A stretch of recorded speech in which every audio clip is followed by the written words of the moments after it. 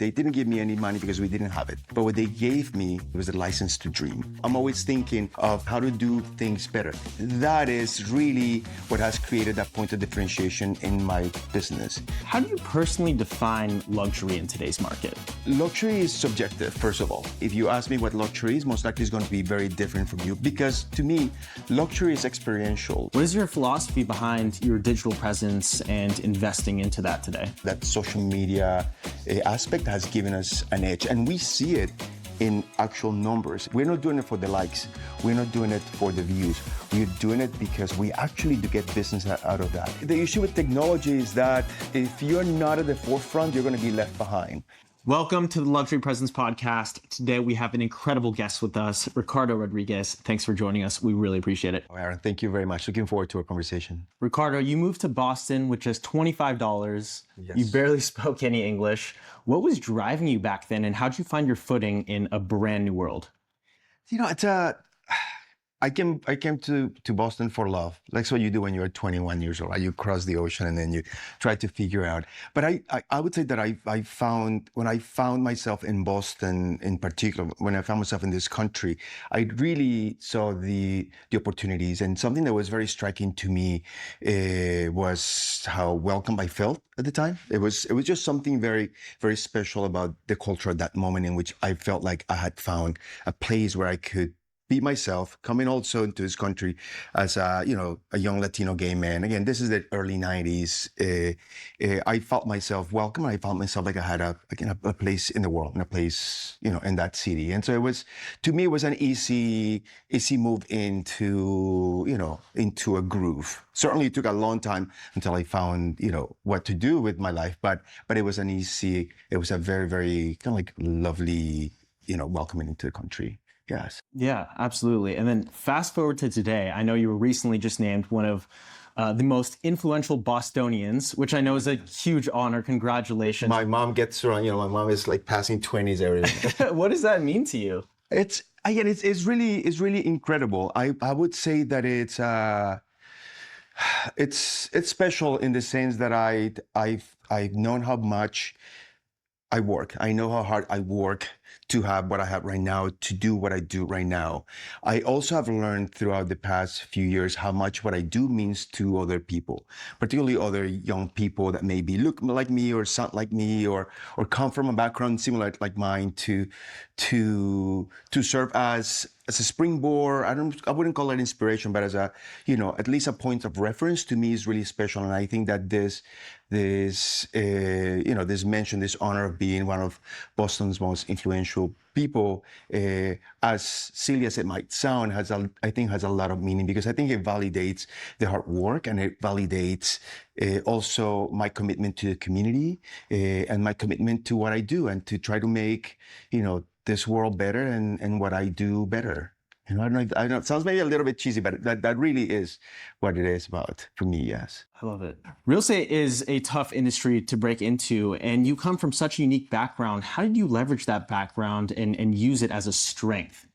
What comes from my background really is resilience. When you come into any place, if you were an immigrant in another country, resilience is going to be the key to what you do. And so for me, resilience and grit are the base of everything that I have done for the past 30 plus years that I've been in the United States. And certainly it's something that I carry in my real estate business. I never take anything for granted on what I do. I never take every single piece of business for granted. Every single thing that I do, to me, is the first and the last. And so I engage my entire career and my entire practice in real estate through that kind of like prism, right? Through those eyes. It's about making sure that I am doing not just a good job, but I'm doing the best job. I also feel that when you come from my background, sometimes people don't believe that you can do certain things. And so it's not about demonstrating to people that you can, but demonstrating to yourself that you actually can, in a continuous basis, be better and outperform yourself and do a better job. So to me, the whole exercise in real estate has been about that. Has been about really kind of like, going into that sense of grit and that sense of resilience, and then just putting all of that out there on the table and making sure that what I am doing has to do in particular with the way in which I want my business to be, which is the most beautiful thing about real estate, that is all about you, right? And the way that you want this business to run. And so it's about doing it the way that I need to do it, doing it better than anybody else, being committed to doing it that very specific way. And at the same time, trying to build a path for other people that want to do it at the same level that you are, or that want to do it even better. Absolutely. So you also come from a creative background. Yes. Acting, design. Yes. How does that creative experience influence the way that you approach real estate today? Well, it has everything to do with it. A couple of weeks ago, and this is going to sound like super, weird, but a couple of weeks ago, I received this award from this theater company, the Commonwealth Shakespeare Company, for my philanthropic efforts in the city and all this stuff. And when I was giving my acceptance speech, I spoke about gift my family gave me. They didn't give me any money because we didn't have it, but what they gave me, because there was such a relationship to the arts, what they gave me was a license to dream. I'm a dreamer, and so in a regular basis, in my day-to-day life, I'm always daydreaming. I always joke that I have to step myself back into the real world, because I'm always thinking of things and how to do things better. But that is really what has created that point of differentiation in my business. I'm always thinking of better ways of doing things, more creative ways of doing things. Since day one, since I started in this business, I've spoken of creativity as being one of the major kind of like, what do you call this? Like columns, like the major, Pillars. Pillars, exactly. That's what it is. I'm thinking real estate. Pillars, yes. Major pillars of the business. But creativity is one of those, right? And I think at the same time, with creativity comes an understanding of what people want. And so I've always had in my since I started, since day one, my tagline has been, real estate is more than a square footage, it's about how people live. And so it is that, is understanding how people live and looking at it creatively so that we can continue to shift how we do the business and how we serve our clients and what the business looks like. And always being kind of like ahead of the times and ahead of the game through that creativity and through that forward thinking. Yeah. So your motto, it's not always about where you live, but how you live. It is. What does that look like in practice exactly? Well, listen, a home is a home, right? And a budget is a budget. Those things are a given. But what I'm always looking at when I'm working, let's say, with my buyers is like listening to what they're saying in terms of a reaction, right? Because at the end of the day, people have to be very happy as they open the door coming in, or as they're open the door and leaving that home. If you're not happy, then that's not the home for you. And so really, whenever I have a buyer that is wondering if this is the home for them, my question is, do you love it? And do you feel like you could be happy here? Because that answers that question. And it's the same thing on the listing side. On the listing side, what I do is I make sure that when I'm working with the sellers, we are creating an entire experience for those prospective buyers that is going to allow them to fall in love with that home. And so every home, it has almost like a buyer profile. And so what we do is that we develop everything that we do for that very specific buyer profile. So when they come through that door, we make it very easy for them to fall in love. And that creates for us, in terms of a business practice, it just creates rapid absorption, and obviously it's going to create, maintaining prices or increasing the value of that home. Yeah. And so there is an actual business practical element to that, besides just being some sort of like philosophy or ethos, right? Of course. How do you personally define luxury in today's market? Yes, I think luxury is subjective. First of all, I always said that if you go to Boston, luxury means something very different than if you are in LA. And if you ask me what luxury is, most likely it's going to be very different from you, because to me, luxury is experiential. Luxury is an experience. Obviously, in real estate, there are certain parameters that have to do with price point in which we could define a luxury market segment. But even within the luxury market segment, just because something is expensive doesn't mean that it's luxury. It's just something that is expensive. And also, when you're looking at other price points, you can have lower price points in which the experience of that home is very luxurious. And so to me, the focus of luxury, and I think that is how we are experiencing it right now, that is about that experience more than the price point. And I think you see that right now kind of like a cross of all of those, all of the different luxury markets, in which the focus really is on experience and not necessarily on the price point or on something that is maybe more tangible. It's really more about kind of like that mood, and it's about that what it evokes and how it makes you feel. And you see that in fashion, of course.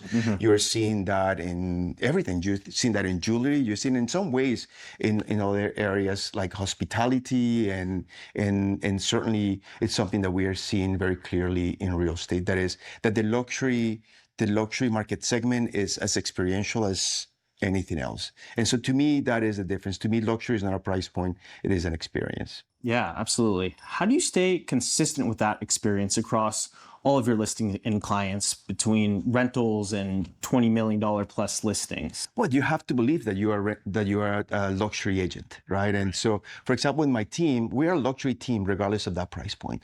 The level of service that we provide to our clients is the same level of service regardless of what the price point is. And so that consistency really is paramount. It's a consistency in communication, it's a consistency in presentation, it's a consistency in deliverables. Obviously, when you're engaging in higher price points, the depth of the tools maybe it's a little bit deeper because you need to do more things, and there are more elements that you would do if you were working at a lower price point. But ultimately, what the client feels and the way in which the client, the reaction that we're getting from them is really a luxury experience, and you see it reflected on everything.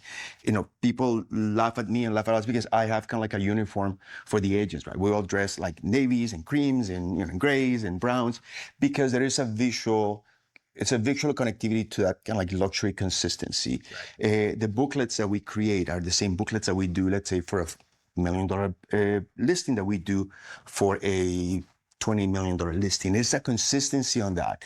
And what is important about that is that what sometimes gets lost in the conversation is that our clients grow with us. So I have clients that started with me, I don't know, 10, 15 years ago, and they bought their first $1 million one-bedroom condo, their starter condo in Boston, and right now they're engaging with us in an $8, $9, $10 million home. They're growing, right? Their lives are changing, their business is changing, their income is changing, their situation is changing, and so they grow with us. And we're able to keep them, we're able to maintain them because the experience has been consistent since day one. And it's a luxury experience. So I always say, I am a luxury agent and we're a luxury team, not because all we do is luxury market segment, but because we operate within those parameters of a luxury experience. Absolutely. So you just mentioned a lot of your clients have grown with you throughout your growth in the process. Yeah. What are some of these buyers and sellers expecting today from your service that maybe they didn't expect 5, 10 years ago?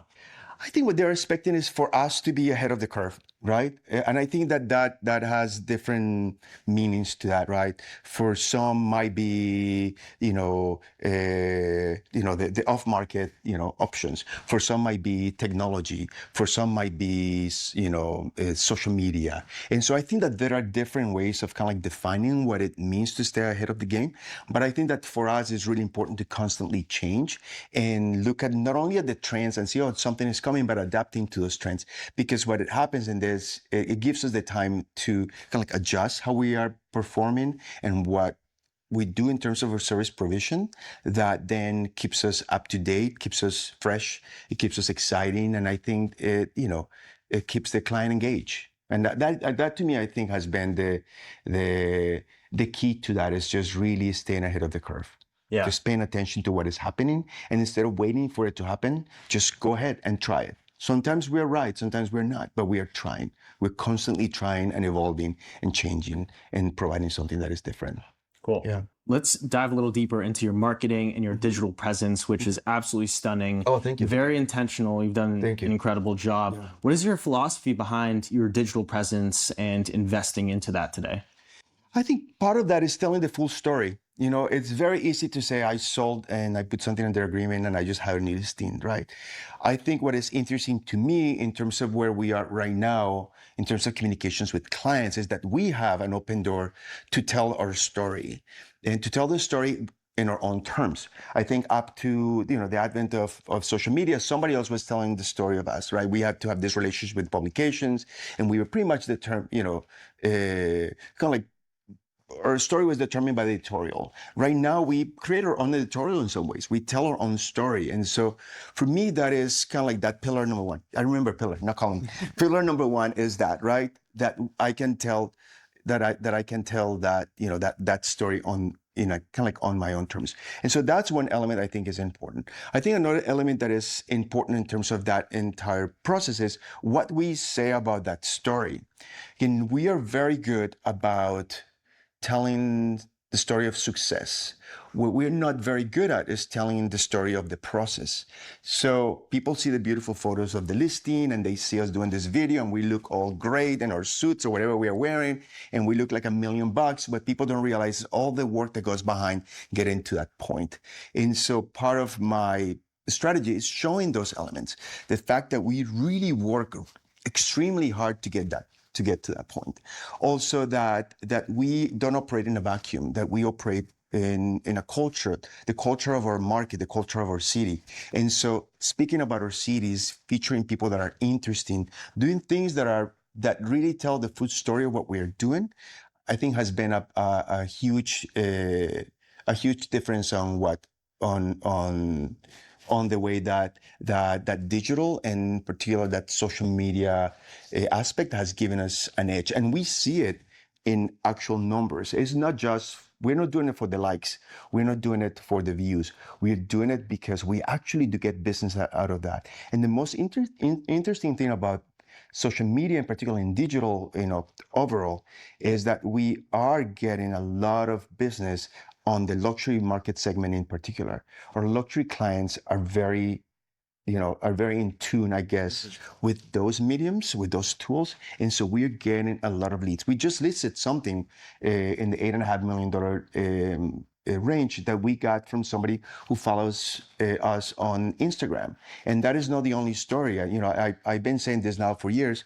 We get in the apps of $100 million worth of leads every single year out of Instagram. Wow. And then maybe a little bit of LinkedIn, but it's primarily now out of Instagram. We still have to convert them. That's my joke, right? But it's coming. It's coming from that. So people are paying attention and it's an important part of that storytelling. Yeah. How are you capturing these leads on social media? But you gotta be aggressive. You always have to go back to the basics. Mm-hmm. I have a dear friend of mine. She's a fantastic agent. Jill Hertzberg, out of Miami, from the Jill Zeta Group. She was giving the speech once, or she was in a conference. She was speaking, mm-hmm. and somebody asked, "How do you sell the $1 billion?" And she said, "Well, you shake hands and you answer your phone calls." And so it is the same thing, kind of like transcribed into the social media aspect, right? We could do all these things, but if we are not shaking those digital hands and answering those digital phone calls, then the opportunities are gone. So yes, you create those opportunities, you create that mood, you create those, that rhythm, and you create that opportunity. But ultimately, you have to go out there at the personal level and engage and bring those people into the actual door. Otherwise, it's a vanity exercise. And I think that is the what is the word that I'm trying to find? It's kind of like the barrier that I think some of my colleagues mm-hmm. haven't been able to move beyond. So they see social media and any sort of like digital push as a vanity exercise, and it is not. It's really a communications tool. Social media is not going to go away. Digital marketing is not going to go away. If anything, it's going to be more embedded in what we do. And so it is a way of doing business and it's a way of producing business. Speaking about tools and technology, I know you're an early adopter for all things technology, bringing you to the forefront of digital real estate. But what is your approach to technology and bringing it into your business? Listen, I think that the issue with technology is that if you're not at the forefront, you're going to be left behind. Because sometimes if you're at the forefront, you get to shape it. If there is a tool that is out there and you're one of the first people to adopt that, you have a saying on how that's going to be utilized. If you come at the tail end, then don't complain because you didn't give yourself the opportunity to be part of that. And so really early adoption is really, really important in my opinion. When you look at the changes on real estate, when I started 20 years ago, we were more of I would say information managers, right? If you needed to buy a home, you had to call me because there was no other way you're going to find out about it, right? And it was the beginning of websites. So maybe you have a little bit of access, but you still had to call me if you needed more information. Then social media comes along, and then, websites become full and syndications becomes full force for us in our business. And so our role changed, and we went from kind of like managing information to being marketing experts, and we have to become marketing experts. And I think right now we're in a new era with AI in particular and all this technology as to what is our role on all of this, continuum of service provision. And so for me to, let's say, to adopt to AI technology this early on is really important because it helps me define not only how I do the business, but how the industry is going to shift. I'm not the only one. I'm part of a group that are doing it, obviously a group that continues to grow, but we are part of how the business is going to be defined. I'm sure you've heard there is this thing with AI in particular that says, AI is not going to replace agents, but agents that know AI are going to be replaced with the ones who no, what is it? AI is not going Agents will be replaced by other agents who use it. Exactly. That's it. And it's the truth. It really is the truth, but it applies to every single technology. Yeah. 12 years ago or so, I started doing social media, and I remember colleagues saying, "What are you doing? This is crazy." And they were going to listing presentations, and they will be, mocking my social media and say, "Oh, the guy with the Instagram, whatever it is." Guess what? It's a real tool. But you will be very surprised. I was at a listing presentation last week, and it's a young couple. And so they're talking to a couple of other agents, and I'm only assuming because the sellers are on the younger side of things. Most likely those agents are also on the younger side of things. And I started talking about social media and digital, and they said to me, "You're the first person that mentions that." And I'm like, "What do you mean? Like, you have talked to other agents and nobody has mentioned digital and social media as part of your marketing campaign?" To me, in some ways, that was sobering. It was strange and sobering because I just assume that is part of how we do the business right now.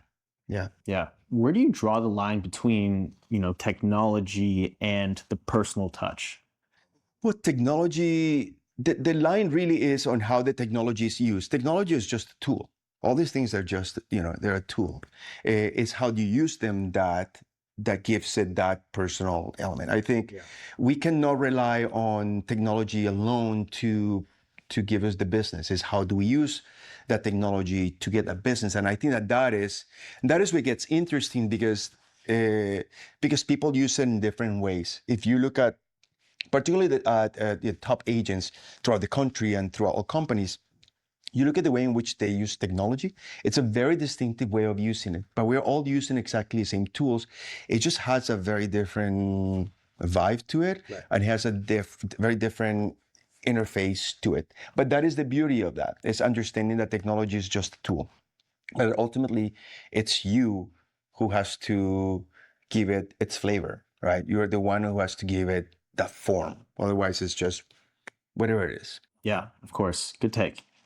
You recently partnered with Luxury Presence to build out your digital ecosystem. Yes. Would love to hear about your experience working with us. It's been great. No, I do mean it. It's been really, really, really good.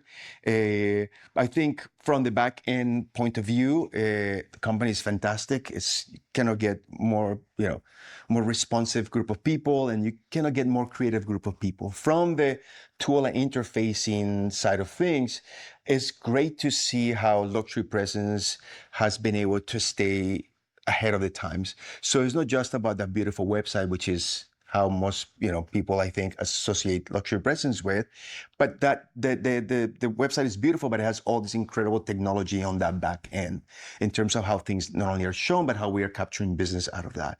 And I think the latest engagement with Luxury Presence was around our app, the Ricardo Rodriguez Associates app, which again was a really interesting process because we built it pretty much from scratch.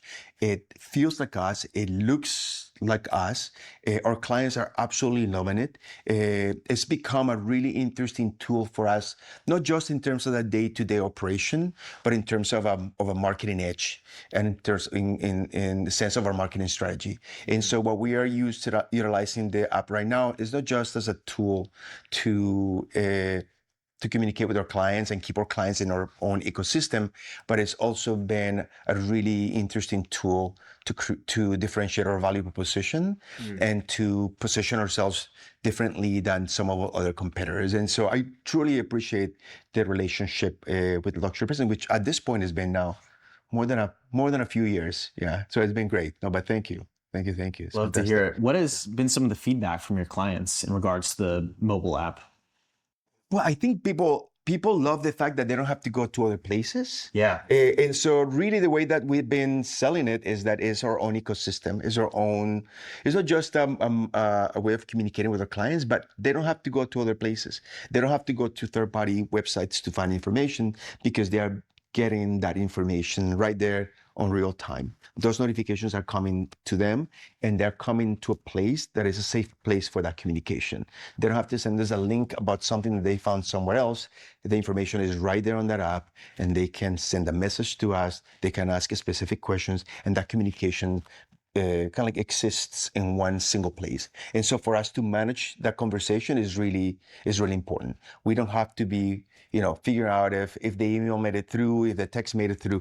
We know that it made it through in the app because the thread of the communication is there. And so it makes it a very kind of like easy conversation, and it makes it a very effective tool for conversion.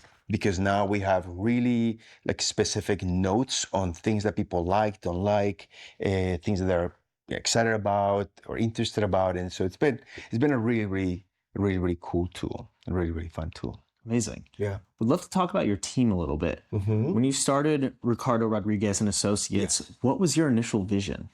So I've been in the business for 20 years. I started the team 10 years ago, and I started out of necessity because, a good percentage of what I do, one of the emphasis in my business is new construction. So I work with real estate developers. And 10 years ago, I was working with this company called New Boston Ventures. I've been doing stuff with them. They actually gave me my first building 20 years ago, which is another long story. Someday I'll tell you about it. But 10 years ago, I was working on a building with them on a neighborhood in Boston. And we were getting ready, to like start putting things together. And then they came across another building, and they bought it. And then ultimately the two buildings were going to be coming out at the same time. Each building was around 30, 35, 40 units, very similar in many ways, just different neighborhoods. And they came to me and they say, look, we know that you could sell this. It's just you're one-man show, and we cannot give you both because it's just you need to pick. And so I was furious at the time. I was like, what do you mean? But I understood where they were coming from. I picked one and I decided I need to hire somebody to do this. In the past, I had been partnering with people to help me in buildings when they were larger, but I decided I need to really start building this team. And so that was 10 years ago. I started with Josh Carr, who is my most senior agent right now. And then from then, I started, hiring some other agents and work with other agents around the new construction kind of like elements. But around 3 years ago, I saw this movement of my clients throughout New England. So if you know people from New England, we all hate New England, but we all love it. We can leave, right? And so we have our home in Boston, but we also have a home in Cape Cod, or we have a home in Kennebunkport, or in Portsmouth, New Hampshire, or in the lakes. We only live for Florida, really. And so what I decided is, it makes sense to talking about ecosystems, to create an ecosystem and a consistency of service for all my clients. And so I partner with some amazing agents, all top agents across New England. So Bethany Eddy, who is now my chief of staff, is the first agent that I started working with, and Bethany's ready. Hi, Bethany. Started working on the Rhode Island market, Laura Cote in Maine and New Hampshire. And so we started really growing into other areas of that market. And right now, we serve coastal Maine, coastal New Hampshire, as well as Rhode Island. So the way to see it is from Kennebunkport to Newport. We do Cape Cod as well as Rhode Island, Providence. But Boston really is where my main market is. And so it's been an evolution based on what I am seeing in terms of trends, but also anticipating what my clients like. And when you see right now our business, we're seeing exactly that. Or clients that are in Boston suddenly like, oh, I want to buy a home in Provincetown. And we have the agent that can take you to Provincetown. Or I want to buy a home in Kennebunkport in Maine. We have the agent that can take them to Kennebunkport. And so the consistency of the service, it's there. That elevated level of service, that luxury experience, it's there. And so that's been a really kind of like interesting process, an interesting project, and it's going great. I'm very happy about it. Amazing. Yeah, absolutely. Very cool. What do you look for when you're bringing on agents to your team? I want agents that are, to me, a good agent. There are a lot of good agents. There are only a few great agents. And so I'm only interested in really great agents, in people that are top performers, not necessarily always in terms of the numbers, because sometimes market speaks for yourself, right? And you could work really hard. If the market's not working for you, your numbers are not there. So it's not always about the numbers, but it's about people that are great, that actually have everything that it takes, that understands what we are doing, that align with our ethos, that understand what luxury is about, that have an incredible work ethic, that are creative, that are hardworking, that have, have incredible grit, but in particular that love real estate. Because that is the difference. Real estate, as you used to practice real estate, right? So, and you've talked to many, many real estate agents, real estate professionals. Real estate is a really difficult field, and it's a very technical, specialized field. And so you have to love it. You do have to love it.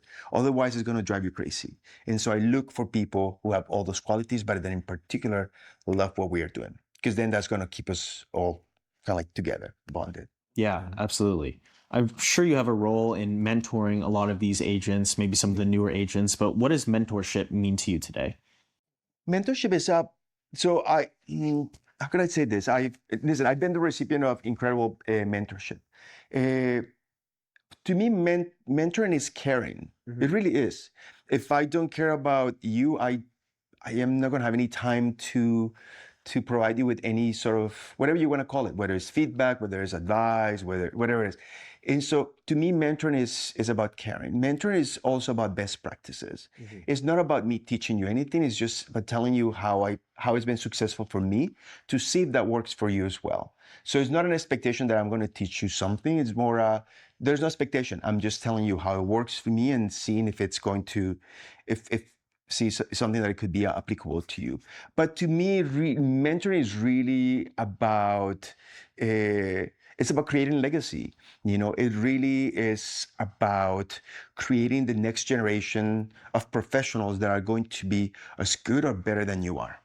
And hopefully better than you are. And that really is what it is about. When I started in real estate 20 years ago, I would say we were not as professionalized as we are right now. And I can only imagine how much more professionalized we're going to be in the next 20 years because we are growing. And I think that my contribution to it is really through those interactions with my agents and the things that we learn from each other, because that's the other thing. There's not a single day in which just because I'm the oldest and maybe I've done it the most in the team, for the longest time, maybe for one team but this two people in my team that have done it longer than I have, it doesn't mean that I know it all or that I know how to do it. And so that back and forth is also a really interesting part of that mentoring, because mentoring also means that to me at least, it means that you evolve, that you change, and that you adapt to how things are doing, and that you are open to learning something every single day. Let's talk a little bit about your personal life. Okay. You're married. Yes. You're big into philanthropy. Yes. You're a top producing agent. How do you balance it all? I don't think that there's a balance into it. I think that you just engage, right? Yeah. Like you take life by the horns, and then you just go for it. Mm-hmm. Around a year ago, I went into surgery for open heart, and it was a congenital issue. So I didn't even know. Nobody knew that it was going on until like 2 months, a month and a half before I had to go into surgery. And it was life-changing. And I'm only telling you this story because what I learned from that is that because I don't know if you have ever confronted that or know somebody who's confronted situations like this. You can confront death, face to face, and it just changes the way in which you look at things. And something that allows you to do, at least to me, that allowed me to do is kind of like take a stake on how my life had been up to that point. And I realized that my life had been really full, that my life had been really rich in the sense that I have been able to do pretty much everything that I wanted to do and do it my way. And so to kind of like answer your question in a way around, I discovered that it's not about that balance, but it's the intensity with what you love those pieces of your life. Mm-hmm. So it's the intensity with which you approach your personal life. It's the intensity with which you approach your job. It's the intensity with which you approach the way in which you give back to the community, whether it's philanthropy, whether it's volunteerism, whatever it is. It's really about that intensity that makes the difference and that makes it the richest kind of like a feeling. And so, yes, it's not balance. It's to me more how intense you live your life that brings that kind of like joy. And that's how I approach it. And in some ways, I always had approached that way. I've always been like a all or nothing kind of like guy. Mm-hmm. But I think right now I find myself even more bold and more decided to do the things that I want to do in the way that I want to do it. Yeah. I don't know if that makes sense. No, absolutely. Yeah. That's a great answer. So what motivates you today after everything that you've achieved? Like, what gets you out of bed in the morning? I love what I do. Yeah. I owe so much to real estate that I don't want to, that I just want to continue to do better because of that. Real estate has given me so much. You earlier in the conversation, you mentioned I came to this country 30 plus years ago, $25 in my pocket, no English. I don't have a college education, none of those things. I built it all on my own. It's been hard work and, and good luck, I guess. But that's still there. That still is part of my DNA. And so, yeah, I don't know if I'm making sense in terms of the direction of my answer. And so, yeah, what keeps me there is the love for it, and is the respect for what real estate has given me and what I owe to it. And also, and I think I mentioned it before, I see how the business has changed in terms of who is part of that. Mm-hmm. And when I look at my opportunities, particularly in the luxury market segment, how that market segment is changing in terms of who's part of that. Mm-hmm. I have a responsibility to do even better so that those opportunities continue to open for other people that might want to do it, that might not naturally be part of that world, that might not be something that they feel comfortable on, but if they see someone like me doing it, they feel motivated or inspired to do it. And so, yes, I owe a lot to the business. And so because of that, I'm committed to giving it my 1,000,000%. Amazing. Yeah. As we wrap up here, what's next for you? What are you most looking forward to in your life or in your business? I'm really interested on what is next in terms of that next version of real estate. I think we really are at a changing point. I wouldn't even call it a tipping point. We're in a shift kind of like point as to how this business is done and what it looks like. And I'm really interested in that. I'm really interested in continuing to invest in my business so that I'm ahead of the curve on that, as we discussed earlier. But to me, it's a really kind of like fascinating conversation just to see all the things that are happening.